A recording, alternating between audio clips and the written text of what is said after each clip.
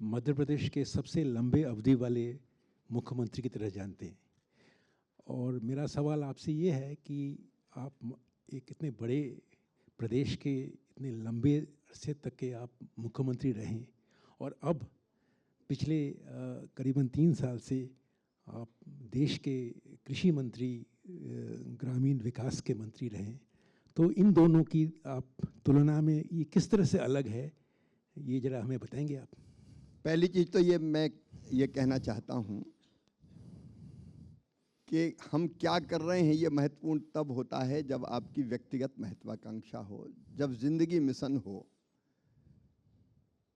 तो फिर जो काम दिया जाता है उसी काम में दूध की तरह, दूध में जैसे शक्कर मिलके एक हो जाती है, हम एक होने की कोशिश करते हैं। मिशन है मानव जीवन की सार्थकता अपने देश की और जनता की सेवा करके। इसलिए जब मुख्यमंत्री थे तो मध्य प्रदेश में रमे थे, और जब कृषि और ग्रामीण विकास मंत्री हैं तो देश में घूम रहे हैं और पूरी मेहनत से कोशिश कर रहे हैं कि हम किसानों का कल्याण कैसे कर पाएं। दोनों में अंतर एक जरूर है कि राज्य सरकार में जब आप होते हैं तो चीज़ को नीचे तक इम्प्लीमेंट करने की जवाबदारी आपकी होती है। हर चीज़ की माइक्रो स्तर पर मॉनिटरिंग करनी पड़ती है, ठीक से इम्प्लीमेंट हुई कि नहीं, लाभ ठीक से व्यक्ति को मिला कि नहीं, ये राज्य सरकार की जवाबदारी होती है। लेकिन आप केंद्र में होते हैं तो मोटे तौर पर आप नीतियां बनाते हैं, योजना बनाते हैं, समन्वय करने का काम करते हैं, कोऑर्डिनेट करने का काम करते हैं। अंततः चीज़ों को नीचे ले जाने वाली होती स्टेट गवर्नमेंट, राज्य सरकार। काम में मुझे अंतर कुछ नहीं लगता, केवल इम्प्लीमेंट करने के तरीकों में अंतर है। मुख्यमंत्री होता है तो तुरंत योजना बनाता है, खुद इम्प्लीमेंट भी करता है। जब केंद्रीय मंत्री हैं तो प्रधानमंत्री जी के नेतृत्व में और मार्गदर्शन में योजनाएं बनती है और राज्य को इम्प्लीमेंट करना पड़ता है। तो हम बेहतर इम्प्लीमेंट हो और लोगों को ठीक लाभ मिल जाए, हम अपने वांछित लक्ष्य को प्राप्त कर लें, इसलिए राज्य का परफॉर्मेंस भी बहुत जरूरी है। और खेती में तो कृषि राज्य का ही विषय है और इसलिए मैं तो राज्यों से दोस्ती रखता हूं, क्योंकि खेती अलग से तो हमारे पास है नहीं, करना तो हमको राज्यों में ही है। और हर एक राज्य में अपने किसान हैं, अलग भाषा अलग बेस, फिर भी अपना एक देश।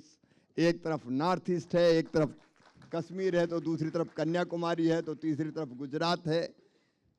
सब देश के सभी किसान भाइयों और बहनों का कल्याण ये अपनी जिंदगी का मकसद और मिशन है। और दूसरी बात है, अपना हिंदुस्तान कहाँ, वो बसा हमारे गांव में। आज भी 70% लोग तो गांव में ही रहते हैं, और गांव में नहीं रहते तो कभी न कभी गांव जाना जरूर चाहते हैं। दिल्ली में भी जब घुटन होती है तो फिर गांव ही याद आते हैं कि चलो एक आध घर। पर उत्तरदायित्व में कोई अंतर है क्या? जी, उत्तरदायित्व में कोई अंतर है? नहीं, उत्तरदायित्व में मैंने बताया, केवल देखिए इम्प्लीमेंटेशन में अंतर है।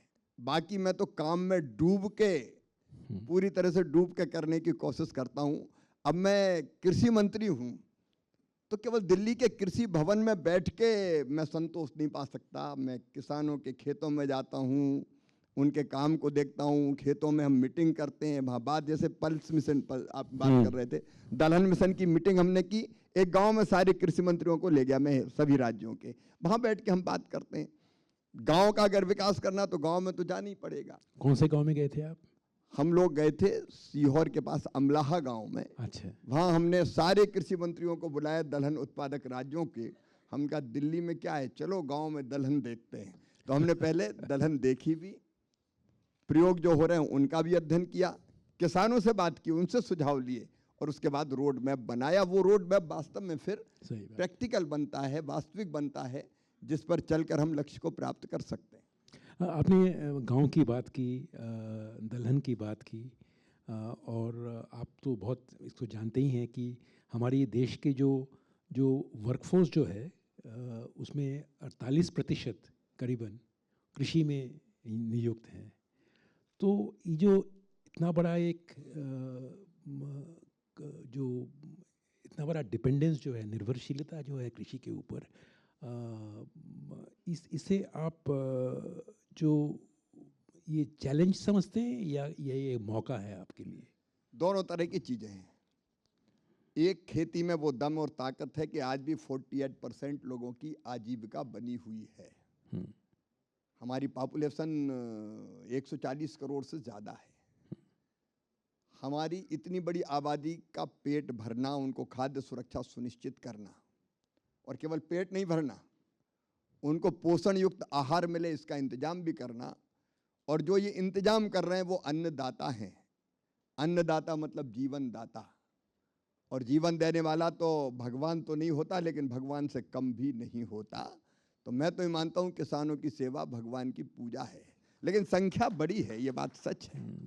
पर 48% पॉपुलेशन डिपेंड है हमारी एग्रीकल्चर पर। हम रास्ते ढूंढ रहे हैं, इंटीग्रेटेड एग्रीकल्चर जैसे भी हमने कई रास्ते खोजे खेती के साथ दूसरी चीज़ें जोड़कर, लेकिन ये बात सच है कि बढ़ती हुई आबादी को देखते हुए हमको कृषि पर एक सीमा से ज़्यादा बोझ ना पड़े, इसका इंतजाम भी करना पड़ेगा। और वो कृषि के साथ कई कामों को जोड़कर भी हो सकता है। और देश आज जिस गति से प्रधानमंत्री जी के नेतृत्व में प्रगति कर रहा है, अभी AI समिट में भी आपने देख लिया, एक वैभवशाली, गौरवशाली, संपन्न, समृद्ध, शक्तिशाली, आत्मनिर्भर और विकसित भारत का निर्माण मोदी जी के नेतृत्व में हो रहा है। तो रोजगार के अनेकों रास्ते लगातार खुलते जा रहे हैं। और आप देखेंगे कि एक ज़माना था जब 70% से ज़्यादा पॉपुलेशन कृषि पर निर्भर थी, आज 48% है। उसके बाद और ऐसी परिस्थितियां बनेगी कि खेती हम बेहतर करेंगे, किसानों के सुनिश्चित करेंगे, लेकिन दूसरे काम धंधों की तरफ भी लोग जाए, ये देश में हो ही रहा है, वो भी होगा। ये बहुत विशेषज्ञों का कहना है कि जो 48% जो वर्कफोर्स की जो डिपेंडेंस कृषि के ऊपर है, ये एक बोझ के माफिक है। इससे प्रोडक्टिविटी में कोई कमी है। तो आपको क्या लगता है कि ये प्रोडक्टिविटी गेन कराने के लिए ये कृषि के ऊपर ये जो निर्भरशीलता है, ये क्या घटाना चाहिए और कैसे घटाना चाहिए? आपकी राय क्या है? देखिए, ये हम ये कहें कि एकदम घटा दें तो ऐसा हो नहीं सकता। अभी भी कुछ वर्षों तक कृषि ही हमारी आजीविका का मुख्य आधार रहने वाला है, लेकिन वैकल्पिक रोजगार के अवसर लगातार खुलते जा रहे, निवेश आ रहा है, अलग अलग तरह की इंडस्ट्रीज आ रही हैं, सर्विस सेक्टर प्रोग्रेस कर रहा है, IT सेक्टर में भी बूम है। तो अलग अलग आप देखेंगे कई तरह की चीज़ें देश में हो रही, तो अपने आप एक बड़ी आबादी धीरे धीरे उस तरफ भी शिफ्ट होगी। अच्छा, कृषि की बात कर रहे हैं तो एक मिनिमम सपोर्ट प्राइस से काफ़ी हमारे देश में एक कृषि जीवन में भी और राजनीतिक तौर से भी एक बहुत बड़ा एक एजिटेशन समझिए आप हुआ था कि ये जो सुरक्षित मिनिमम आय जो है कृषि के लिए, ये एक स्टैट्यूटरी एक MSP बनाने की एक डिमांड भी थी। आप क्या समझते हैं किस तरह से ये MSP का इम्प्लीमेंटेशन किया जाए? इसमें कोई सुधार लाना चाहिए, कानूनी सुधार लाना चाहिए, कैसे करना चाहिए? अभी भी मैं यहाँ आ रहा हूँ तो राज्यों के कृषि मंत्रियों के साथ वर्चुअल मेरी बैठक थी, जिसमें कुछ राज्यों ने चना, मसूर और सरसों की खरीदी के लिए अनुमति चाहिए थी, जो हमारी MSP में PM आशा करके एक योजना उसके अंतर्गत खरीद की। मुझे कहते हुए गर्व है कि हमारा जो रोड मैप है किसान के कल्याण का, उसके 6 प्रमुख सूत्र हैं या 6 प्रमुख अध्याय हैं। नंबर 1, उत्पादन और उत्पादकता बढ़ाना। नंबर 2, उत्पादन की लागत कम करना। नंबर 3, उत्पादन के ठीक दाम देना। नंबर 4, नुकसान हो जाए तो उसकी भरपाई करना। नंबर 5, कृषि का विविधीकरण और वैल्यू एडिशन, डाइवर्सिफिकेशन और वैल्यू एडिशन। और नंबर 6, ये धरती आने वाली पीढ़ियों को भी अन्न देने वाली बनी रहे। केवल हमारी बपौती नहीं है ये धरती, आने वाली पीढ़ियों का भी इस पर हक है। तो उस धरती को इतना बीमार ना कर दें कि वो आने वाली पीढ़ियों का पेट भरने से ही इनकार कर दे। इन 6 सूत्रों में से एक है उसको ठीक दाम देना। भट्टाचार्य जी, रिकॉर्ड खरीदी MSP पर अगर की है तो NDA की सरकार ने मोदी जी के नेतृत्व में की है। मैं एक आध उदाहरण दूंगा, लंबी बात नहीं करूंगा। दाल ही जैसे, मैं कोई तुलना भी नहीं कर रहा, लेकिन पूरी UPA की सरकार में खरीदी गई थी 6 लाख मीट्रिक टन, हम खरीद चुके उसमें 1,92,000 मीट्रिक टन। हम लोग 6 लाख मीट्रिक, 1,92,00,000 मीट्रिक टन के आसपास हम खरीद चुके। गेहूं देखें आप, धान देखें आप, यहाँ तक कि फल और सब्जियों को भी देखें। अब टीओटी की बात होती, टमाटर, आलू, प्याज, ये गांव में सस्ता बिकता है, दिल्ली जैसे शहर में आके महंगा हो जाता। तो हमने एक योजना बना दी कि अगर ट्रांसपोर्ट करके किसी संस्था के माध्यम से किसान लाएंगे तो ट्रांसपोर्टेशन का खर्चा भी केंद्र सरकार देगी।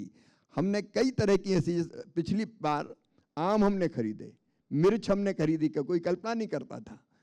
तो ऐसी चीजें जो जिसकी खरीदी की कभी कल्पना नहीं होती थी, वो भी खरीदने का काम हो रहा है। और ये वर्तमान सरकार है जिसने उत्पादन की लागत पर मिनिमम 50% मुनाफा देकर खरीदी सुनिश्चित की, मतलब एमएसपी तय करने का काम किया। तो एमएसपी के मोर्चे पर सरकार पूरी तरह से सजग है, सचेत है, और किसान को बेहतर दाम मिले इसका पूरा प्रयत्न हम कर रहे हैं। मंत्री महोदय, मुझे याद है जब आप मध्य प्रदेश के मुख्यमंत्री थे तब आपने एक बहुत ही एक रेवोल्यूशनरी एक स्कीम का एक ऐलान किया था, भावांतर। उसके तुलना में ये आप कैसे देखते हैं इसको, भावांतर को और इसको? दो तरह की फसलें हैं अपने यहाँ। एक वो जिसकी पीडीएस सिस्टम में हमको जरूरत पड़ती है, हम 80 करोड़ भारतवासियों को निःशुल्क अन्न देने का काम करते, गेहूं और चावल। तो इसके लिए तो हमारे पास स्टॉक चाहिए। तो ऐसी चीजें खरीदना लाजमी है। और ये खाद्य सुरक्षा के लिए भी जरूरी है कि हमारे पास अन्न के पर्याप्त भंडार हो। आज की दुनिया ऐसी है कि जिसमें कब किसी का सिर फिर जाए और बुद्धि पलट जाए कोई ठिकाना नहीं। तो हम डिपेंड नहीं रह सकते, हमारे पास अपनी जरूरत का तो चाहिए भैया। कम से कम खाने के मामले में हम दूसरे पे निर्भर हो गए और उसने कहा कि नहीं तो हम क्या करेंगे। तो हमको एक तो अन्न के भंडार भरना है, उन चीजों को खरीदना जरूरी है जिनको हमको जनता को देना है पीडीएस सिस्टम में, या जो बड़ी मात्रा में जनता के काम आती है। लेकिन कई ऐसी चीजें हैं कि जिसको खरीदने की जरूरत नहीं, किसान को आप कीमत दे दो। और इसलिए मध्य प्रदेश में मैंने कोशिश की थी कि हम जब फिजिकल खरीदते, फिजिकली भौतिक रूप से, तो खरीदना, किसान लाइन में लगा है, उसके बाद आपने तुलाई की, फिर बोरों में भरी, फिर बैग ले गया वेयर हाउस में, लाने का खर्चा, ले जाने का खर्चा, और वहाँ से फिर और कहीं बेचने भेजो, तो बहुत खर्चा होता है। तो मुझे लगा कि हम जो एमएसपी का रेट है और बाजार में जो एवरेज रेट्स हैं, पूरे देश का एवरेज निकाल लें, एक मॉडल प्राइस तय कर लें, और एमएसपी और मॉडल जो रेट हैं उसके बीच का अंतर किसान के खाते में डाल दें। अगर 5,000 रुपये आपने एमएसपी तय की और 4,000 पे बिक रहा, तो 1,000 रुपया सीधे किसान के खाते में डाल दो, खरीदने की जरूरत नहीं है। तो कम खर्चे में किसान का काम हो जाएगा, आप रखने की झंझट से मुक्त हो जाएंगे। तो काम हमको दोनों करने पड़ेंगे, एक बफर स्टॉक भी अपने पास रखना पड़ेगा जिन चीज़ों की ज़रूरत है, और जिनकी ज़रूरत नहीं है उनको किसान बेचे व्यापारी के पास। आजकल टेक्नोलॉजी, एआई, अब तो आप देख रहे हैं टेक्नोलॉजी इतनी एडवांस है कि सारे हम फार्मर आईडी बना रहे हैं। 8 करोड़ 5 लाख लोगों का हम फार्मर आईडी बना चुके हैं। फार्मर आईडी का मतलब ये है कि उसकी ज़मीन कौन सी है, उसका नक्शा, उसका आकार कितने एकड़ की है, कितने हेक्टर की है, उसके परिवार के सदस्य, उसके पास क्या पशुधन है, सारा डिटेल हमारे पास डेटा आ जाता है। उस डेटा के आधार पर सीधे वो ये भी नहीं कह सकता कि मैंने इतनी बेच दी, क्योंकि पता है कि अगर 1 हेक्टर है तो इससे ज़्यादा हो नहीं सकती। तो हम सीधे उसके खाते में पैसा डाल सकते हैं। और मैं आपको ये खुशी के साथ बता रहा हूँ कि दिल्ली में आकर मैंने भावांतर योजना का प्रारंभ कर दिया। अब तिलहन की जितनी भी हमारे ऑयल सीड्स है उसमें अगर राज्य चाहे तो फिजिकली खरीदे और राज्य चाहे तो भावांतर दे दे, उसका शुरुआत यहाँ भी कर दिया गया। तो मंत्री जी, सो बाकी सारे फसलों को में भी हम कब तक, कोई टाइमलाइन है कि मध्य प्रदेश का भावांतर देश का भावांतर बन जाएगा? नहीं, ये तो जरूरत के मुताबिक, मैंने कहा कुछ चीज़ों में हम भावांतर नहीं कर सकते, वो तो खरीद के ही रखनी पड़ेगी। तो देश की जरूरत को ध्यान में रखते हुए नंबर 1 किसानों की मर्जी, नंबर 2 और फिर राज्य की सुविधा, क्योंकि हम ये करते हैं तो राज्य सरकार के सहयोग से ही करते हैं। राज्य सरकार कहे कि हम तो खरीदना है तो मैं भावांतर फिर नहीं दे सकता। ये राज्य सरकार की मर्जी पर निर्भर है कि वो भावांतर ले या वो भौतिक रूप से खरीदे। अच्छा मंत्री जी, आपके कृषि मंत्री बनने के पहले 2020 सन में कोविड के टाइम में 3 विवादित कानून पार्लियामेंट ने पास की थी, आपको भी मालूम है। पर 2021 में बहुत सारे कृषि आंदोलन, पश्चिम उत्तर प्रदेश और पंजाब हरियाणा के किसानों ने किया। बाकी प्रदेशों में इसका ज़्यादा कोई अपोजिशन नहीं था। बहुत लोगों का मानना ये है कि शायद समय फिर से आ गया है कि वो तो 3 जो विवादित कृषि कानून थे उसको फिर से वापस लाया जाए। उसके बारे में कोई सोच विचार, क्या गेम प्लान है आपका? किसानों के कल्याण के लिए और कृषि की बेहतरी के लिए राज्य जो आवश्यक समझे वो कदम उठाए, हमारा तो सोचना ही है। राज्य भी अपने अपने राज्यों में जैसा उचित समझे वैसी व्यवस्था कर सकते हैं। तो आपने क्या राज्यों से अलग अलग राज्यों के तो अधिकार है। अगर किसी राज्य में लगता है, जैसे मध्य प्रदेश में मैंने कर दिया था, मध्य प्रदेश में मैंने कर दिया था कि मंडी में जाने की जरूरत क्यों है। अगर कोई व्यापारी किसान के घर आके उसको ठीक रेट देता है और दोनों की सहमति है, तो व्यापारी को, किसान को यह अनुमति होनी चाहिए कि वो मंडी में जाने के लिए व्यवस्था ना हो, वो व्यापारी को घर पे बेच दे, व्यापारी को खेत पे बेच दे। अगर मैंने टमाटर लगाया और कोई व्यापारी आ गया दिल्ली से और मेरे खेत में टमाटर खरीद कर मुझे ठीक रेट दे रहा है, तो दूसरे को आपत्ति क्या हो सकती है। तो मध्य प्रदेश में मैं कर चुका था कि भाई मंडी में खरीदा, मंडी में खरीदे, बेचे किसान, वेयर हाउस पे बेचना, वेयर हाउस पे बेचे, खेत में बेचना, खेत पे बेचे, घर में बेचना, घर पे बेचे, किसको क्या आपत्ति हो सकती है। तो राज्य अपने अपने हिसाब से सोचे क्या करना चाहिए। और कोई राज्यों ने ऐसा आप लिया है? कोई कितने राज्यों ने? अलग अलग राज्यों में, कई राज्यों में ऐसी व्यवस्था है, क्योंकि हर जगह मंडी में लाने की बाध्यता नहीं है। पर केंद्र की ओर से ऐसा कोई नहीं, अभी केंद्र की तरफ से कुछ नहीं है। इस साल का बजट में की काफ़ी चर्चा हुई, कृषि के बारे में चर्चा हुई।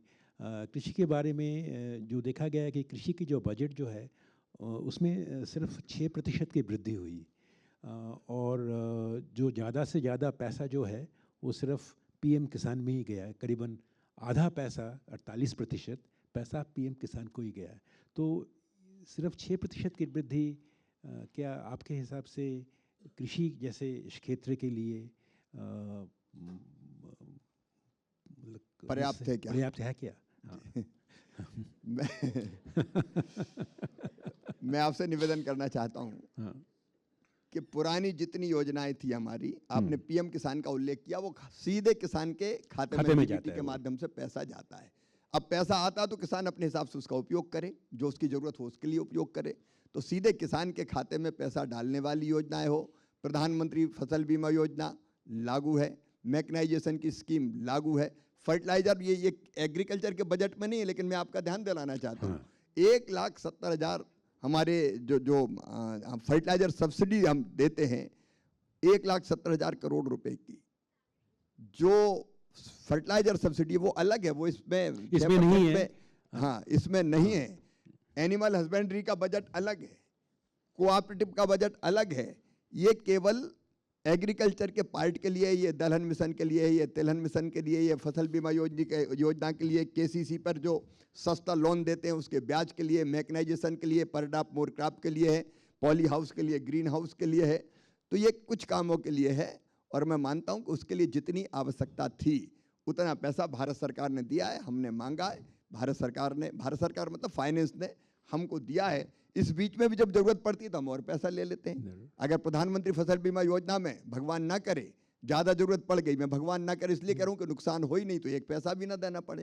कुछ चीज़ें तो ऐसी होती है कि नुकसान हो गया तो जितना हुआ उतना देना पड़ता है। तो जब ऐसे ज़्यादा पैसे की जरूरत पड़ती है हम पैसे मांग लेते हैं, ले लेते हैं। अगर हमको पीएम आशा में ज़्यादा खरीद करनी पड़ी तो हम भारत सरकार से और पैसे लेते हैं उनके। लेकिन इस बजट में आप एक बात देखोगे, कैश क्रॉप कही हमारी, अब साउथ इंडिया में, दक्षिण भारत में कोकोनट, नारियल लगभग 3 करोड़ लोगों को रोजगार देता है। 1 करोड़ किसान इससे जुड़े हुए हैं। कोकोनट की तरफ किसी ने ध्यान ही नहीं दिया। बाग पुराने हो गए, 70 साल 80 साल 100 साल पुराना पेड़, वो उत्पादकता कम हो गई। इस बार तय किया है कि जो कम उत्पादकता वाले पेड़ हैं वो रिप्लेस किए जाएंगे, क्लीन प्लांट लाए जाएंगे, जो ज़्यादा उपज दे वो प्लांट लाए जाएंगे।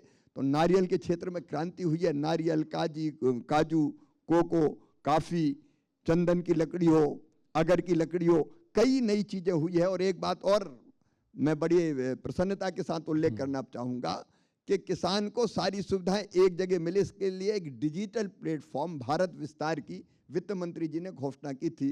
भारत विस्तार की वित्त मंत्री जी ने घोषणा की और मामा जी ने 17 तारीख को फरवरी को उसको लॉन्च ही कर दिया।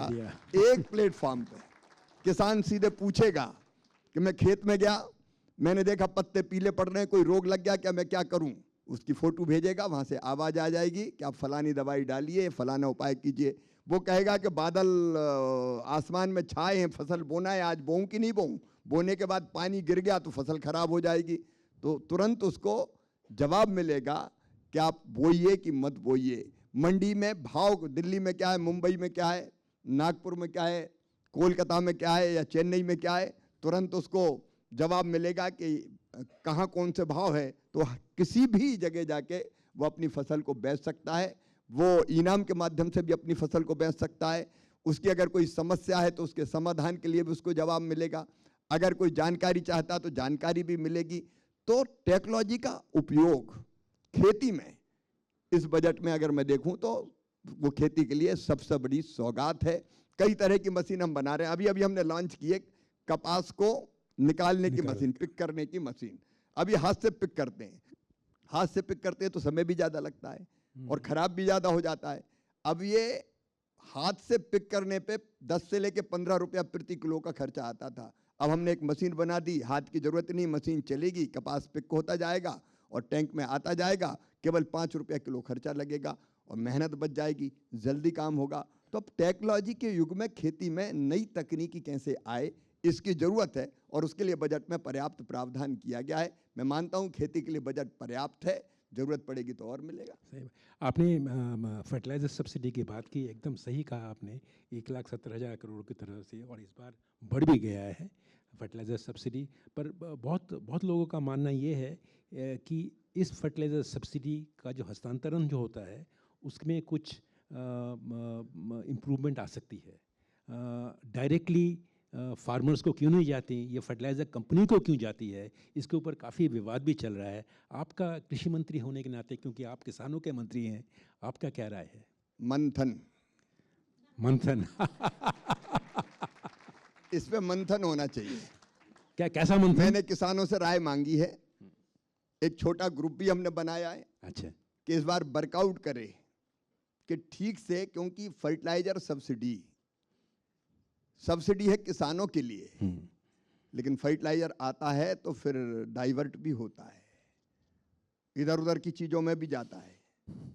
अगर किसी और को फर्टिलाइजर चाहिए तो पूरी कीमत दे के खरीदो ना भाई, किसान के हिस्से में डाका काय को डालते हो और सीधे कंपनियों को क्यों जाए, सीधे किसान के खाते में जाना चाहिए।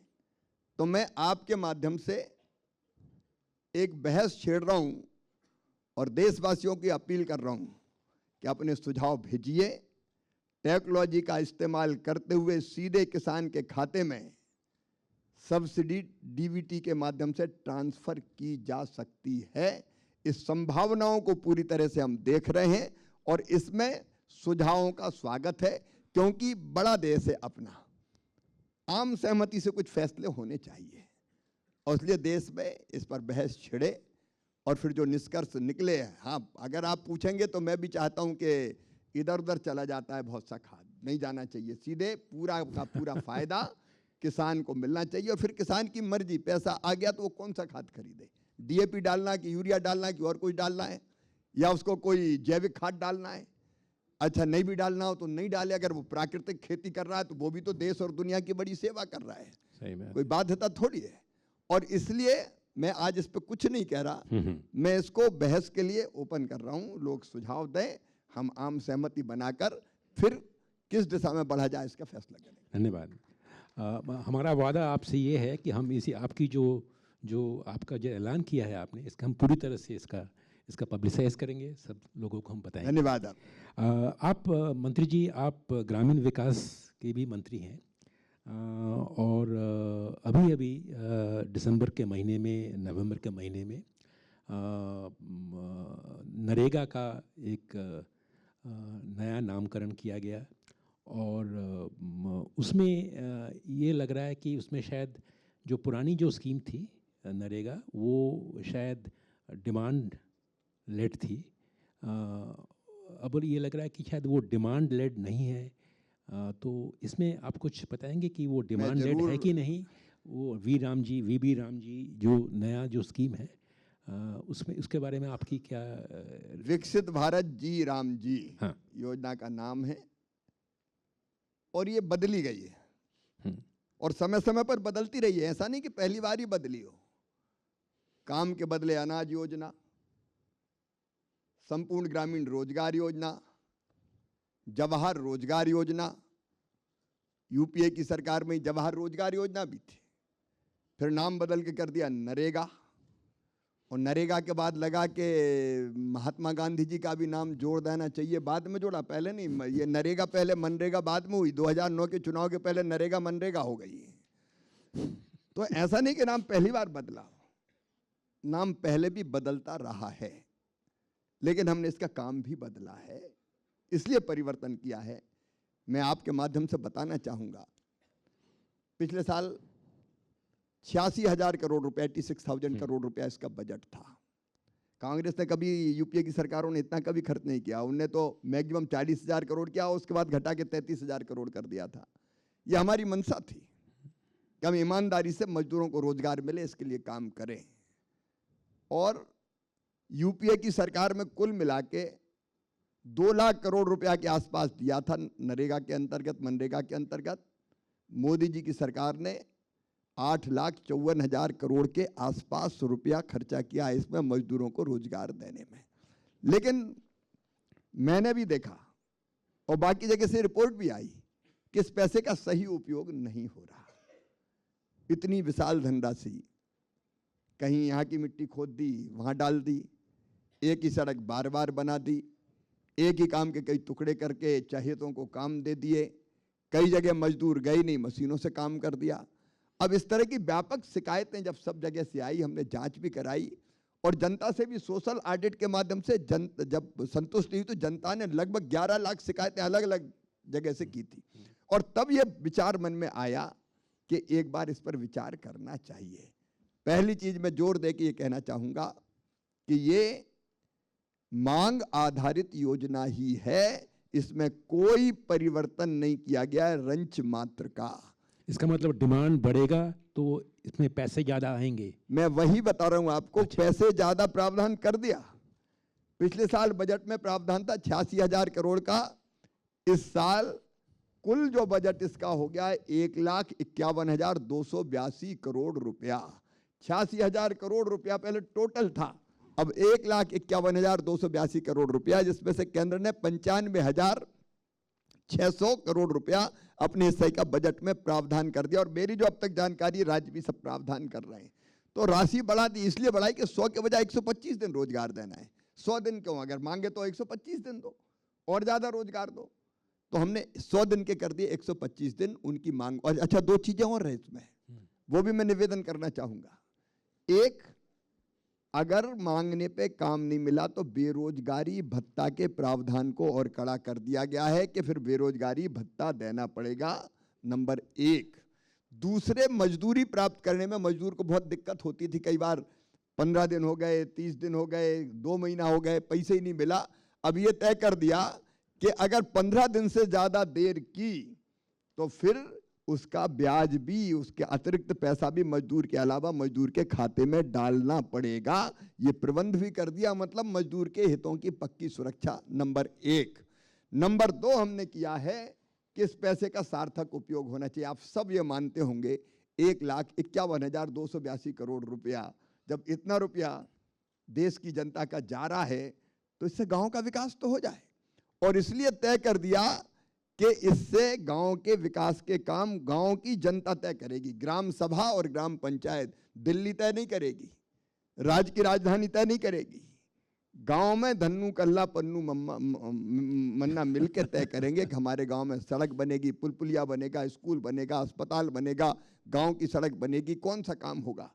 तो ये अधिकार उनका है, दिल्ली का कोई दखल नहीं है इसमें। इससे दुरुपयोग भी कम घटेगा, इससे दुरुपयोग भी घटेगा। हाँ, एक मैं तो दूसरा ये तय कर दिया, काम तय कर दिया कि जल संरक्षण के सारे काम आप ले सकते हो, तालाब, चेक डैम, स्टॉप डैम, बोरी बंधान, अलग अलग तरह के। दूसरा तय कर दिया कि जितने विकास के काम है वो आप ले सकते हो। तीसरे तय कर दिया आजीविका मूलक गतिविधियों के लिए, मान लीजिए महिला सेल्फ हेल्प ग्रुप के लिए कोई शेड का निर्माण करना, ट्रेनिंग के लिए वो बन सकता है। आपदा राहत के लिए अगर कोई काम करना हो, ड्रेनेज का सिस्टम या कोई दीवार बनानी हो वो आप बना सकते हैं। ये जरूर मोटे तौर पर किया है, लेकिन काम गांव वाले तय करेंगे। हाँ, टेक्नोलॉजी का इस्तेमाल जरूर करेंगे और ये सुनिश्चित कर देंगे कि जिस काम के लिए पैसा जा रहा है वही काम होगा। सड़क तो फिर सीधे सड़क बनेगी, उसकी गहरी निगरानी होगी। पीएम गति शक्ति से भी हम पहले देख लेंगे कि वहाँ सड़क बनी तो नहीं है, नहीं बनी बनाई बना देते हैं। कई भाई लोग तो ऐसे हैं, दोबारा और पैसे निकाल लेते थे। ऐसे व्यापक भ्रष्टाचार हुए मनरेगा में। तो इसको पूरी तरह से निर्मूल करने की कोशिश टेक्नोलॉजी के इस्तेमाल से हुई है। ये एक बात की गई है। एक बात और की गई, पंचायतों का ग्रेडेशन करेंगे हम, ABC। इसका मतलब ये कि जो सबसे अविकसित पंचायत है उसमें थोड़ा ज़्यादा पैसा चला जाए। कोई सरपंच सीधा साधा है, वो ज़्यादा घूम नहीं पाता, तो उसके यहाँ कम पैसे गए, तो ऐसी पंचायतों में ज़्यादा पैसे चले जाएं। ये काम भी हमने किया है। एक बात और कि प्रशासनिक व्यय बढ़ा के 6% से 9% हमने कर दिया है, ताकि रोजगार सहायक हो, मैट हो और बाकी काम में लगा अमला हो, उसको भी सैलरी समय पर मिल सके। और 125 दिन रोजगार देते हुए हमने ये भी सुनिश्चित किया है कि जब खेती का काम पीक पर हो तो उन 60 दिनों में अलग अलग 20 दिन, कभी 30 दिन, जैसा भी राज्य चाहे, ये काम बंद हो सकेगा विकसित भारत जी राम जी का, ताकि खेती के लिए भी पर्याप्त श्रम की उपलब्धता हो सके। तो ये पहले से कई गुना बेहतर योजना है। इससे विकास के काम सुनिश्चित होंगे। आप कल्पना कीजिए, एक साल में 1,51,282 करोड़ रुपया, तो 5 साल में कितने होंगे? हमारी 2,86,000 पंचायतें हैं। एक पंचायत को लगभग 1.25 करोड़ रुपया कम से कम मिलेंगे। 5 साल में गांव चकाचक हो जाएंगे, गांव की सारी जरूरतें पूरी हो जाएगी और इसलिए विकास भी सुनिश्चित हो। ये प्रबंध इसमें किया गया। बहुत प्रदेशों का ये भी कहना है कि उनका जो कॉस्ट शेयर है वो पहले 9 से 10% था, अब 40% हो गया है। तो उससे शायद वो 2 बार सोचें कि इसमें जाएं कि ना जाएं। तो इसके बारे में आपकी क्या राय है? एक बार भी नहीं सोचेंगे, क्योंकि उनको गांव के लिए अलग से बजट देना पड़ता था। पर्याप्त पैसा गांव के विकास के लिए मिल गया तो उनका काम हो गया। और मेरी जितनी जानकारी है, राज्यों के बजट के सत्र भी चल रहे हैं, राज्य इसमें बजट में प्रावधान कर रहे हैं अपना। तो 40% का जो बोझ है वो भारी नहीं पड़ेगा। बोझ नहीं, उनके लिए वरदान बन रहा है, क्योंकि इससे उनके गाँव का विकास सुनिश्चित होगा। आपके निगरानी में एक नेशनल एग्रीकल्चरल रोड मैप बन रहा है, उसके बारे में कुछ आप हमें जानकारी देंगे? जरूर भट्टाचार्य जी, शेयर करना चाहूँगा। देखिए, खेती में जो लक्ष्य हमारे, मैंने पहले ही बताया, खाद्य सुरक्षा, पोषण युक्त आहार, लोगों की आजीविका सुनिश्चित करना है।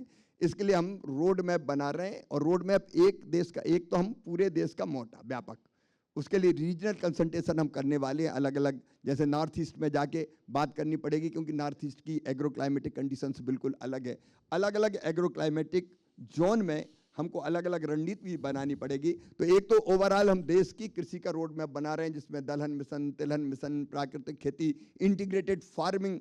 इंटीग्रेटेड फार्मिंग का मतलब यह है कि केवल फसल पैदा ना करे, फल भी पैदा करे, सब्जी भी पैदा करे, उसके साथ पशुपालन, बकरी पालन, मछली पालन, मधुमक्खी पालन, कृषि वानिकी, तरह तरह के काम में वो लगे, ताकि उसकी एडिशनल अतिरिक्त आय आ सके, तब और ढंग से उसकी आजीविका चल पाएगी। तो मैं तो जी जान से लगाऊं इंटीग्रेटेड फार्मिंग, क्योंकि हमारे लैंड होल्डिंग काफ़ी कम है।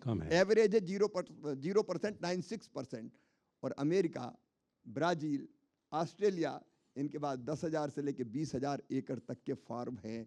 कहाँ 0.96 हेक्टर और कहाँ 10 और 15,000 हेक्टर, अंतर बहुत है। लेकिन हम 0.96 हेक्टर की खेती को भी फायदे का धंधा बनाकर ही चैन की सांस लेंगे। इंटीग्रेटेड फार्मिंग के माध्यम से कई काम किसान के साथ जोड़ेंगे, जिससे उसकी अतिरिक्त आमदनी बढ़ जाए।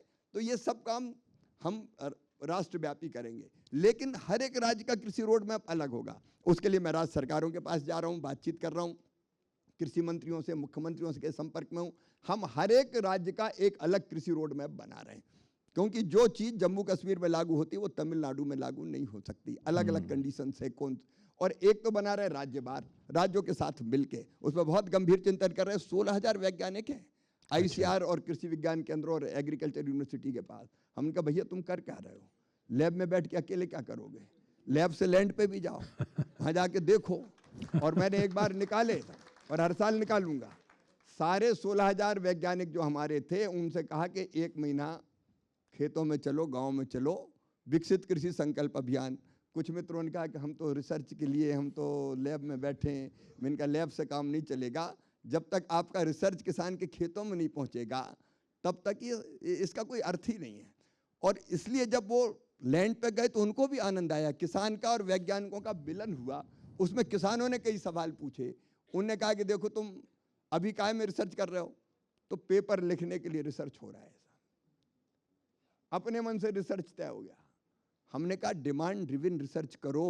गांव में लोगों ने कहा कि गन्ने में रेड रोड नाम की बीमारी लग गई, लाल सड़न, गन्ना खराब हो रहा है, इससे कैसे बचाएं वैज्ञानिक जी बताओ।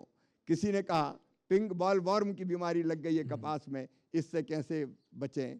किसी ने कहा टमाटर जल्दी खराब हो जाता है, अगर ये टमाटर 3 दिन के बजाय 20 दिन चल जाए तो हमको फेंकना नहीं पड़े, हमें रेट ठीक मिल जाए। लीची की सेल्फ लाइफ बढ़ाओ। ऐसे 500 चीजें कही किसानों ने। और मैंने अपने साइंटिस्ट मित्र जो गौरव है हमारा, गर्व है हमारा, उनके कारण ही हरित क्रांति आई, उनसे कहा कि 500 चीजें हैं, 52 टीम बना के उनको 500 चीजें बांट दी कि आप इस पे रिसर्च करो। तो हम अलग अलग राज्य की जो जरूरत है, कृषि का रोड मैप राज्य का अलग बनाएंगे, और केवल राज्यवार नहीं, फसलवार रोड मैप भी बना रहे हैं हम धान का रोड मैप अलग, मक्के का रोड मैप अलग, गन्ने का रोड मैप अलग, कपास का रोड मैप अलग, मिर्ची का रोड मैप अलग, गेहूं का रोड मैप अलग, मक्के का रोड मैप अलग, सोयाबीन का रोड मैप अलग। एक ही तरीके आज हमने एमएसपी केंद्रीय मंत्रिमंडल ने तय की है, हमारे जूट पर, जो जूट जिसके बैग बनते हैं उसके एमएसपी आज तय। अब जूट का रोड मैप अलग बनाना पड़ेगा, क्योंकि जूट की उत्पादकता और उत्पादन बढ़ाना है तो बहते पानी में हम कैसे लंबे रेशे वाला जूट पैदा कर सकें। तो हर एक फसल का मैं आपके माध्यम से देशवासियों से और किसान भाई बहनों से कहना चाहता हूं, अलग रोड मैप बनाने का काम हम पूरी शिद्दत से दिनों रात कर रहे हैं। और जब ये रोड मैप बनाते हैं तो उस रोड मैप बनाने में किसान प्रतिनिधियों को भी शामिल किया जाता है, जिनको धरती पर काम करना है, जिनको जमीन पर काम करना है, परिणाम उनको अच्छा दिखना चाहिए, तब उसके रिजल्ट्स आएंगे। और इसलिए ये रोड मैप बनाने का काम व्यापक पैमाने पर राज्यों के साथ, वैज्ञानिकों के साथ, अधिकारियों के साथ, किसानों के साथ, कृषि विशेषज्ञों के साथ, उस क्षेत्र में काम करने वाले अन्य मित्रों के साथ हम कर रहे हैं। मंत्री जी, हमारा समय, घड़ी बता रही है कि हमारा समय समाप्त होने वाला है, पर ये चर्चा हमारा दिल तो कह रहा है रुक जा रे, रुक जा रे, रुक जा तू यहीं पे। आपसे मैं एक सवाल जरूर करूंगा कि जो हमारे पिछले 1 साल और 2 साल में हमने, हमारे देश ने, भारत ने करीबन 12-13 फ्री ट्रेड एग्रीमेंट साइन किए हैं, और उस सब एग्रीमेंट में कृषि के वस्तुएं एवं सेवाएं को खुली छूट दी जा रही है। तो आप क्या लगता है कि अमेरिका के साथ अगर ट्रेड डील होगा, पर यूए के साथ हो गया है ऑलरेडी, यूके के साथ हो गया है, ऑस्ट्रेलिया के साथ हुआ है, यूएई के साथ हुआ है, आपका क्या असेसमेंट है, विचार है कि ये एग्रीमेंट हमारे किसानों के लिए ये क्या करेगा, कैसे इसको परिवर्तन लाएगा? एक किसान के रूप में भी और भारत के कृषि मंत्री के रूप में भी मैं जिम्मेदारी के साथ कह रहा हूं, ये सारे समझौते जो हुए हैं हमारे अमेरिका सहित, वो किसानों के हित में हैं, वो देश के हित में हैं। अगर 1 मिनट में मैं कहूं, समय चूंकि हो रहा है, हमने कोई भी प्रमुख फसल जो हमारे देश में होती है, गेहूं हो, चावल हो, मक्का हो, अलग अलग तरह की जो हमारी फसल, उन पर कोई छूट नहीं दी है कि हमने द्वार खोल दिए कि आ जाओ जितना चाहो ले आओ, कोई छूट नहीं दी है। प्रमुख फलों पर नहीं दी है, प्रमुख सब्जियों पर नहीं दी है। उल्टे इस समझौते के कारण अमेरिका के द्वार हमारे किसानों के लिए खुल रहे हैं। हमारा मसाले 0% इंपोर्ट ड्यूटी पर जाएंगे, हमारी चाय, हमारी काफ़ी, आपके जो एक्सपोर्ट होगा कपड़े का, टेक्सटाइल का, उसके कारण कपास को अलग फायदा होगा। हमारी कई तरह की चीज को नया बाजार मिलेगा। डेयरी प्रोडक्ट जितने थे उनमें एक में भी छूट नहीं दी गई है। कई चीजें जैसे सेब, उदाहरण के तौर पर बड़ी सेब का बड़ा नाम ले रहे हैं, सेब हमने अभी हमें जो जरूरत पड़ती है लगभग 26.5 लाख मीट्रिक टन सेब की जरूरत है भारत को। 5.5 लाख मीट्रिक टन सेब भारत आयात करता है, इंपोर्ट करता है। अभी कौन से करता है? तुर्की से करता है, ईरान से करता है। अगर 5.5 लाख मीट्रिक टन सेब में तुर्की से मंगाने के बजाय अगर 1 लाख मीट्रिक टन अमेरिका से जाए तो हमारा क्या बिगड़ रहा है भैया? तुर्की ने तो ऑपरेशन सिंदूर में हमारा विरोध ही किया था, तो हमें क्या, तुर्की से आए चाहे अमेरिका से आए, और वो भी ऐसा नहीं, कोटा 1 लाख मीट्रिक टन, और कोटे में भी MIP तय है कि इस रेट से कम पे नहीं आएगा, MIP तय है। मैं बहुत डिटेल में नहीं जाऊंगा क्योंकि अभी कोई सिग्नेचर नहीं हो, ये तो चूंकि विषय सही बात है, अभी सिग्नेचर नहीं हुए, लेकिन मैं नाम भी ना लूं किसी चीज का, लेकिन MIP तय कर दी, और MIP ऐसी तय करी कि वो हमारे देश में जो कीमत है उससे ज्यादा दामों पर बिके, और उस पर हम आयात शुल्क और लगा दें, तो हमारा क्या बिगड़ेगा साहब? हमारा एक एक चीज सोच समझ के की गई है। प्रधानमंत्री श्रीमान नरेंद्र मोदी जी ने कहा था मैं देश नहीं झुकने दूंगा, उन्होंने कभी देश नहीं झुकने दिया, और उन्होंने कहा था कोई भी ऐसा समझौता नहीं होगा जो भारत के किसानों के हितों के खिलाफ हो। मैं किसान के हित का पूरी तरह से संरक्षण करूंगा, उसका पूरी तरह से पालन किया गया है। एक सवाल, 2 सवाल ले सकते हैं क्या दर्शकों से? 1 or 2 questions please. Yeah, one, and be brief, identify yourself and ask a question. Yeah, go ahead. माननीय मंत्री जी, मोदी सरकार जो अपना है कौशल्य विकास पे काफी फोकस कर रहा है और उससे ही विकसित भारत बनेगा। आप तो काफी मेहनत कर रहे हो, लेकिन जिस जिले से मैं बिलोंग करता हूं, महाराष्ट्र से, अहिल्यानगर, तो मैं देखता हूं कि किसानों को MSP से पैसा मिलता है, सब्सिडीज मिलती है, कुछ अगर दुष्काल आता है, सूखा आता है तो उसका भी पैसा मिलता है, लेकिन सबसे बड़ी स्किल कमी जो है वो मनी मैनेजमेंट स्किल की कमी है। किसान को जब भी पैसा मिलता है तो प्रॉपरली मैनेज होता नहीं है, तो उनमें मनी मैनेजमेंट स्किल डेवलप करने के लिए आपका मंत्रालय कुछ हमारे जैसे लोगों को सहायता कर सकती है? ये भी मंथन का विषय है।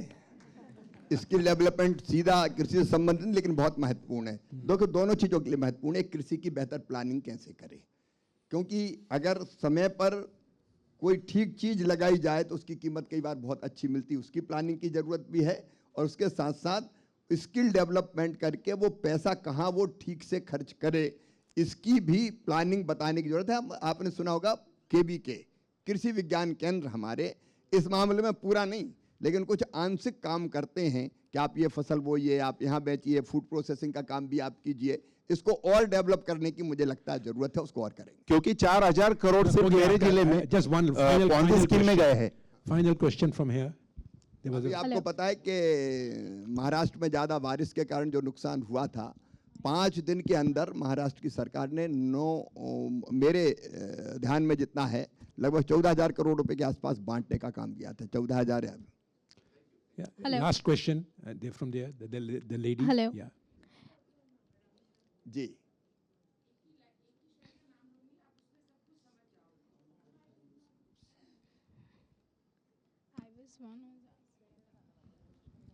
हेलो, यस, आदरणीय मंत्री जी, अच्छा इधर थैंक की यू। इधर दोनों तरफ प्लीज एक सर, तरफ, बिल्कुल मेरा इसलिए थोड़ा सा भी हक बनता है क्योंकि एक शहर का नाम लेंगे और आप सब कुछ समझ जाएंगे। हम चाहे कहीं भी जन्म हुआ हो, कहीं भी पले हो, बट कर्म भूमि मेरी दतिया है। पीताम्बरा माई की जय। ठीक है जी, और आपसे जितना भी कुछ सुना है, और पहले गडकरी जी भी आए थे और AI भी सुना, सब कुछ सुना है, बट चाहे मेरे पास डिग्री नहीं है लेकिन 97 से हम ग्राउंड लेवल पे काम कर रहे हैं, और हमारा ये देखना है कि चाहे सवाल कितने बोलिए, भी सवाल भी है, और सवाल भी है और रिक्वेस्ट भी है कि कितने भी बन जाए नीतियाँ, बट ग्राउंड लेवल पे इम्प्लीमेंटेशन नहीं होती है, और दतिया में तो हरगिज नहीं होती है। और हम वहाँ पर काम करते हैं गौ रक्षा की, जो रोड साइड की काउज हैं उनको उठा के सेवा करते हैं विद नो गवर्नमेंट सपोर्ट। ना तो गवर्नमेंट से लैंड मांगी है, ना गवर्नमेंट से पैसा मांगते हैं, लेकिन उसमें भी अधिकारियों को के साथ में कोई सहयोग नहीं मिलता है। 10-12 गाय रोज कट के मर रही है NH 44 पे, आप समझ रहे हैं। विशेष की समस्या हो सकती है, लेकिन विषय बहुत महत्वपूर्ण है। हाँ जी, प्राणियों के लिए भी ये धरती है, बिल्कुल, उनकी रक्षा होनी चाहिए, और उसके लिए कई सामाजिक संस्थाएं भी आपकी तरह काम कर रही है। नहीं, और सरकार के स्तर पर भी कई तरह के प्रयास होते हैं, लेकिन समन्वय की आप और जिस भूमि को हम लोग बोलते हैं कि बंजर भूमि है, हम उन्हीं गौ माता के गोबर से उसको उपजाऊ बनाते हैं और उसमें खेती करते हैं। अब उसको आप जो मर्जी बोलिए, ठीक है, but no support. Okay, now last question, please. हम आपको Yeah. सपोर्ट करेंगे। थैंक यू सर आप जी। बताइए। दतिया में तो नहीं मिल पाते आप, अब Last यही question. मिलना हो दतिया गया। में तो नहीं मिल सकता क्योंकि मैं मध्य प्रदेश का नहीं हूँ, अब हम भारत आएंगे। का रहने वाला हूँ। पहले तो आप वहीं के हैं। एकदम आए। धन्यवाद मंत्री जी ये अनोखी पेशकश के लिए। तो मेरा नाम अरुमिता है और हमारे एक एनजीओ है जहाँ से हम किसानों के बच्चे के लिए और उनके भी लिए टेक्नोलॉजी लेके जाते हैं। तो मेरा आपसे ये क्वेश्चन है कि आपको पता है कि हमारे देश में एक्सटेंसिव इंटेंसिव दोनों तरह के कल्टीवेशंस होते हैं और किसानों को जितना भी आप स्कीम्स दे दो, सब्सिडी दे दो, इस समय के दौरान अगर आप ऊपर जाना चाहते हैं, कोई भी किसान, उनको टेक्नोलॉजी बहुत ज़रूरी है। तो आपका सरकार, हमारे भारत सरकार का क्या नया स्कीम्स है? आप क्या एनजीओस को साथ में लेके technological classes, skill development classes करना चाहते हो? इस बात पे अगर आप गौर कीजिए। मैंने पहले भी आपसे कहा कि टेक्नोलॉजी इस बजट में अगर कोई सबसे बड़ी विशेषता है तो टेक्नोलॉजी का खेती में इस्तेमाल है, और उस इस्तेमाल को हम आपके साथ मिलकर एनजीओ की, क्योंकि हमारे केवीके, हमारे एग्रीकल्चर यूनिवर्सिटीज, हमारे एग्रीकल्चर कॉलेज इस काम को करते हैं वैज्ञानिकों के साथ मिलके।